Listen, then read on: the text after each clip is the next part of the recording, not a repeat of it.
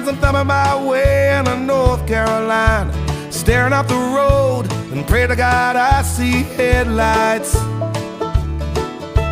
I made it down the coast in 17 hours, picking me a bouquet of dogwood flowers, and I'm hoping for Raleigh I can see my baby tonight.